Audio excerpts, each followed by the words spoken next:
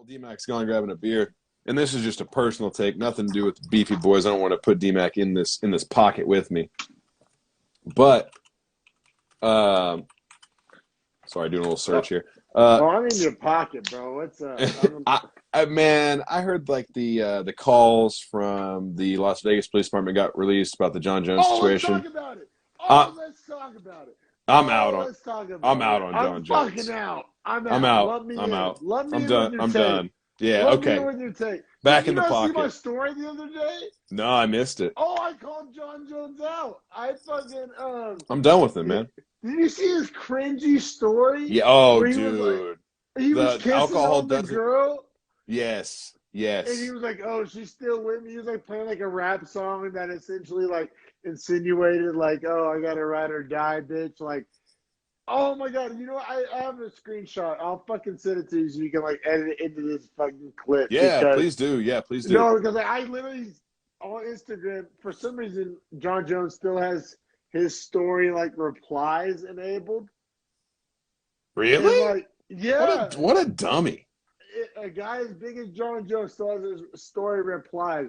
And I was like, cringe, comma, stop whooping her ass. Like, yeah.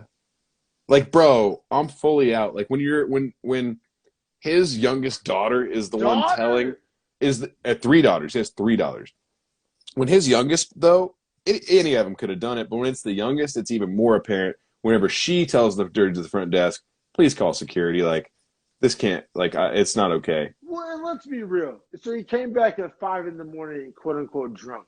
You don't drink until 5 in the morning without Coke. You just don't. Oh, no. And, like, you just don't. He was trying to get 10 grand to go back to the strip club after he'd already thrown a bunch of cash. Like, obviously he's coked out, right? Like, that's the most coked out move ever. Like, dude, and then he had super weird emotional swings where he'd go from like yelling at the cops to crying and like apologizing back to like yelling. It's like, and it's like, I'm just done, bro. Hearsay. She said like there was blood on her nose and lip, and there was blood on the bed, and she admitted to him pulling her hair. So you know what essentially happened? He essentially pulled her hair and like bashed her head into something. For sure.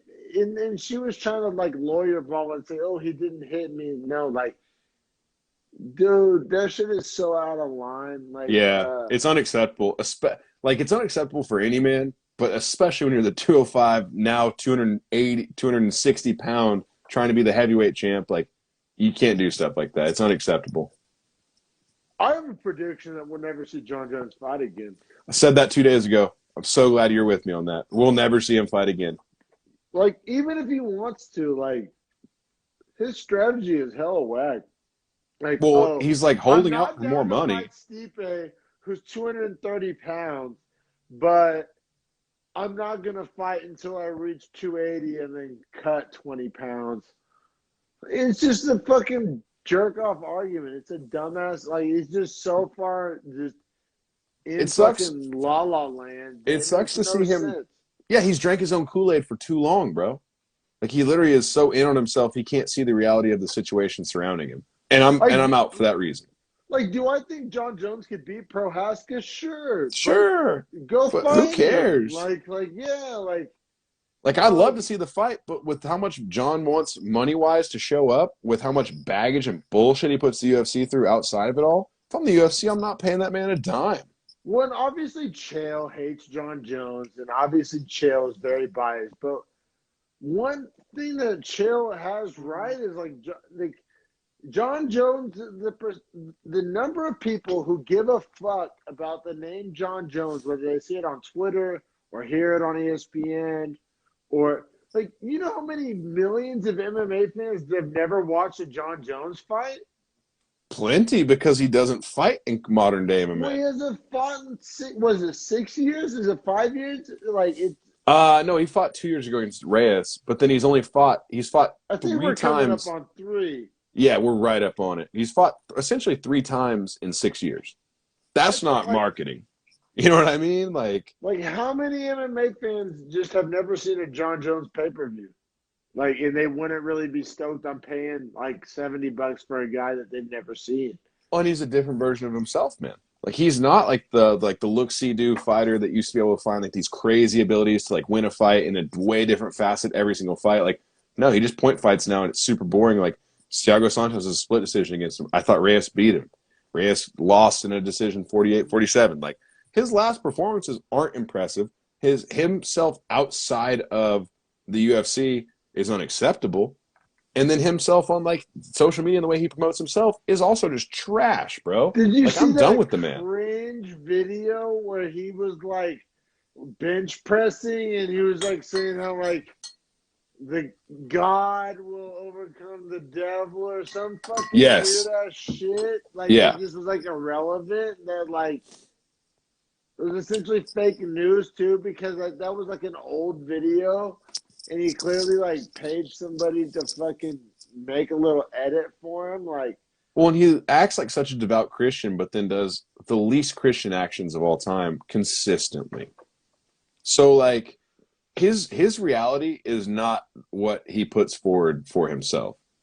The reality of the situation is that he's not a good dude, is losing his fighting skill, and I think the fight miles and CTE are starting to overtake him. yeah, man. I mean, and that's like best case scenario that you could bet it on CTE because the Oh, reality I don't is think it's mostly CTE. I think that's just like the the edge reality that is he turned it. was fucking up long before, It's always right? he's Like, always been a loose cannon bad dude. Like it's why he went to JUCO wrestling and was a national champion at JUCO because his grades were trash and he got arrested in high school. Like it's why he didn't go play football in scumbag. college. Like he's just Yeah, a bad dude. he's just a scumbag, and we all know guys like that. Like we all It, know guys like that. I can list you 10 guys that were fucking better athletes than anybody on my college football team that were just scumbags and didn't do shit. Like yep. everybody knows fucking guys like that. In every town, in every state, there was the best athlete in your town that was a fucking scumbag. We all know these guys. John managed to kind of like, you know, He stashed the ex- narrative under being a fighter because as a fighter, we kind of expect you to be off the edge a little bit, especially back when he started. Nowadays, it's a way more accepted sport, so you got to be an actual professional. But man, back in 2010, you could be a real wild loose cannon and still be loved by the MMA fans because they just kind of wanted that brutality and violence back then.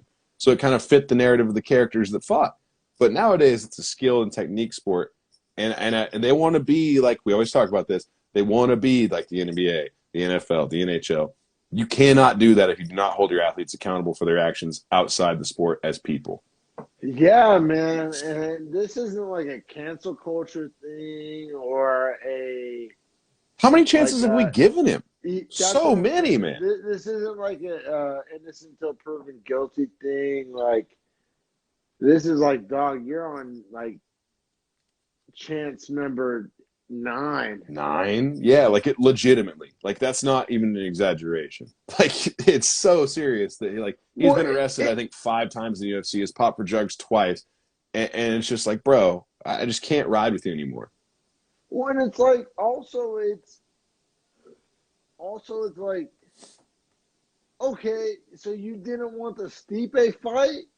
Like your whole thing is weight. His entire thing is weight. Like that's what he's firmly stake his flag in the ground of. I need to weigh 280, and Stipe weighs 230 and wants to fight you, and has no one else to fight. You know what I think it really is? At the end of the day, like what it really, really is he feels entitled to go up and challenge for the belt because he's held the belt at 205 for so long. He's like, I should just get the automatic shot because other guys have gotten that opportunity, right? Like Connor got it 45 to 55, Cejudo got it 25 to 35. So he's saying like, why don't I just get the automatic shot? Like I've reigned Because you longer than those haven't guys, fought in 4 fucking years. right? And like his skill set is declining. It's not improving versus his competition. Dude, So I'm far I'm glad you're out. with me on that because I'm just out, man. I'm just like, and I used to be the I'm biggest Jon so Jones far fighter. Like out. even up to a year ago, people would ask me, "Who's your favorite fighter?" And I'd always answer, "Man, I love watching a Conor fight. Like not my favorite fighter, but the actual spectacle of him fighting, can't miss it." My favorite fighter, I'd always tell people, Jon Jones. It's not anymore, man. It's not. I can't ride with that anymore. I just cannot. It's probably Adesanya at this point. Well, and like like legitimately, like all bias, like looking at it from an X's and O's standpoint, I can honestly say that I would rather see Cyril Gahn fight Ngannou than Jon Jones.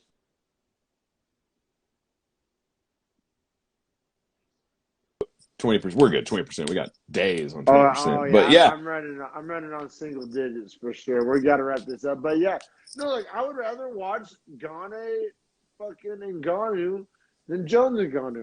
me I too. really would. Like that's not Me any too. bias. That's not any political agenda. That's like It's I just reality of the promise you, situation, man. if I'm paying $70 for a pay per view, I'd rather watch Gane Ngannou. Yeah. I mean, Jon Jones, I just can't ride with him anymore, man. I think that's just, can't put it more simply than that. Like in a base frame, is just like, I can't ride with him. There's just too many mistakes, too many fuck ups. It's too many times that he's like tried to come back to the hand that feeds, for lack of a better term. But he's the prodigal son, man. Like he just fucks up everything that we give to him. It's unnecessary.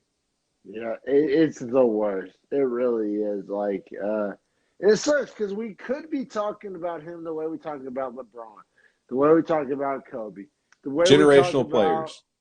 Tom Brady and Joe Montana, and like, but instead we're talking about him the way we talk about Ray Rice.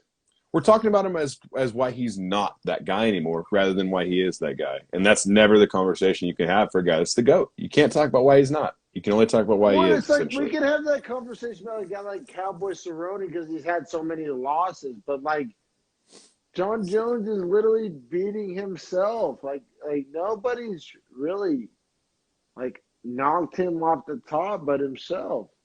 Yeah, I agree, man.